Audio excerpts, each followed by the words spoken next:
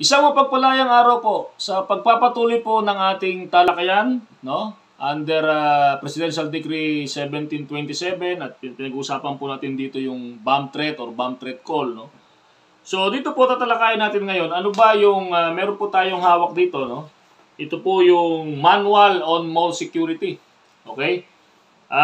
This is an official publication of the Supervisory Office for Security Investigation Agencies o yung SOSYA, no? With the Civil Security Group of the Philippine National Police. Okay. So ito po ay parte ng POP o yung Police Operational Procedures. Okay. So ngayon po, sa atin po, sa mga establishment, okay, ito pong ano natin is para po makatulong sa ating mga security guard. Okay. So yung video, no? Nakaraang video, dinifine natin ano ba yung Republic Act 1727, ano ba yung bomb, pagkakaiba ng bomb, bombing incident, no? Bomb threat. Okay? So sabi nga natin nakaraan, bomb threat is either a written, no? Or a verbal threat communicated through electronic means, oral or other means that threatens to place or uses an IED at a certain time, date, or place against any specific person or place, no? So ngayon, dito, ano ba yung mga gagawin ng ating mga security personnel? Security guard, no? A security guard on duty must remember the following facts on bomb threat. Ito po, facts po on bomb threat, no? Ang sinasabi po ng ibang mga eksperto, no?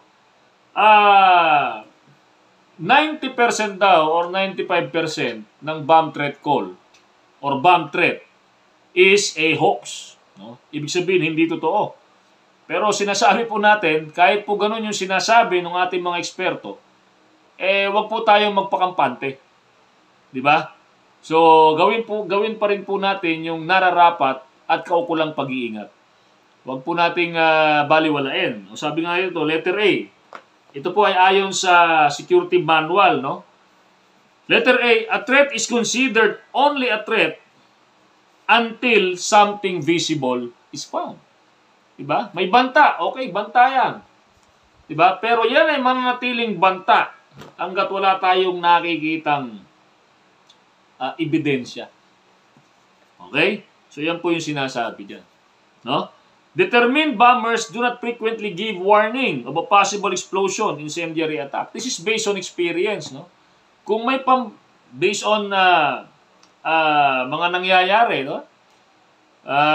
Remember yung sa anong taon yan? Yung December 30, LRT bombing. Okay? Night market sa Davao. Di ba? So, ang sinasabi lamang natin dito, sinasabi lang ng mga eksperto rito, especially mga pulis, no? Kung ikaw ay mambobomba raw, hindi na para magbalta, di ba? Kasi makapaghanda eh. Sabi to, determined bombers do not frequently give warning of a possible explosion or incendiary attack. Di ba? So, kaya ano natin, manatiling banta siya. Di ba? Sabi nga, manatiling siyang banta hanggang may mapatunayan tayo. So, letter C, threats are an excellent way to disrupt productivity, no? Without actually risking life, limb, and or property. Di ba? So, yung kasi yung napakadaling gawin, di ba? Through electronic means, di ba? Mail, di ba? Letter, okay? Tatawag sa'yo, napakadaling gawin. Kung ikaw ay magpadala sa takot, talagang madidisrupt yung iyong operations. Di ba? Letter D, the consequences of conviction for threatening are not necessarily as serious as those that could result from actual placement or initiation of a bomb.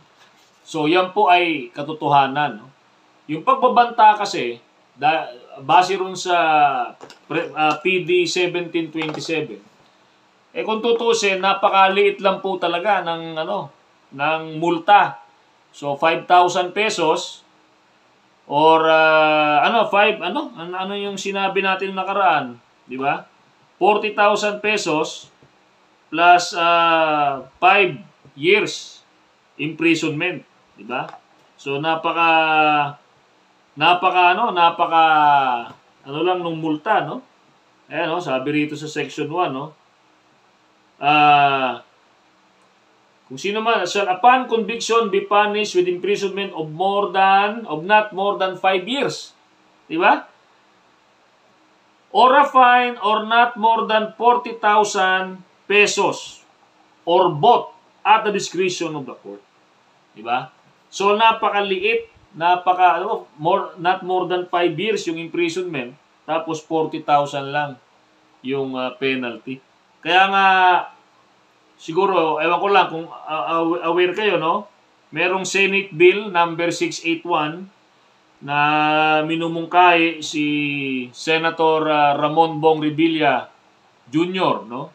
Dito sa Senate Bill 681 na to, ang nilalaman po nito, pinapaigting yung provision ng PD 1727, no?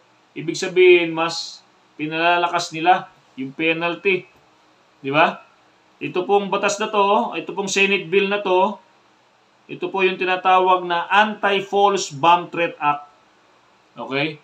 So, sa huling tala natin at sa huling research po natin, ito po ay nasa third reading na ng Senate, okay? Ng Congress. So, hopefully, ay mapaigting ng Senate Bill na ito at maging isang ganap na batas para mas maiwasan po yung mga yung mga bomb threat call na yan, no? Yung mga ginagawa ng iba nating mga kababayan. Okay? So, guidelines during bomb threat. So, sabi diyan, upon receipt of the information, tumawag sa'yo o naka-receive ka na information, treat all threats as serious until proven otherwise. O, ganun pa rin yung sinasabi. For the receiver of the call, take note of the voice and intonation, accent of the caller, and the background noise or sound, if any. Bakit? Baka mamaya, kakilala nyo lang yan eh. Baka mamaya, nandyan lang sa paligid. Di ba? Merong lumalagaslas na tubig. Yung pala, may gripo dyan na hindi naisara. Di ba? O kaya, yung maging familiar ka. No? Kasi baka mamaya, kakilala mo lang yan, ini-steer ka lang. O kaya naman, alam mo yung tinatawag na disgruntled employees. Di ba? Hindi sa kumpanya. Di ba? Or baka meron diyang tinanggal na hindi dumaan sa tamang due process. Kaya nga, dapat mga employer, no? Obserbahan po natin yung due process na minumungkahi ng DOLE. Di ba? Kung po tayong simpleng bagay, tatanggalin, di ba? Kasi baka mamaya, isa yan sa pinagmumulan ng mga ganitong klaseng usapin. Di ba? So, kung ikaw yung naka-receive ng bomb threat, ng call, di ba? So, yun yung mga obserbahan natin. Okay? So, determine the exact location of the establishment under threat. Saan ba nakalagay yung bomba? Okay? So, assess or analyze the threat whether it is a long-term or a short-term threat. Report to the police. Do not cause panic among shoppers or dun sa mga clients, customers, di ba? And consider an evacuation option. Ito, siyempre, i-activate nyo yung sa mga kumpanya, no? Meron naman kayong tinatawag siguro na emergency response team dyan. Or incident, sa iba, incident command system. Di ba? So, automatic. Dapat i-activate nyo yung mga bagay na yan. Okay? So, sa susunod na topic po, mag-aano ko sa inyo ng bomb threat call checklist. Okay? So, muli, maraming salamat. Stay safe, be alert, and be aware.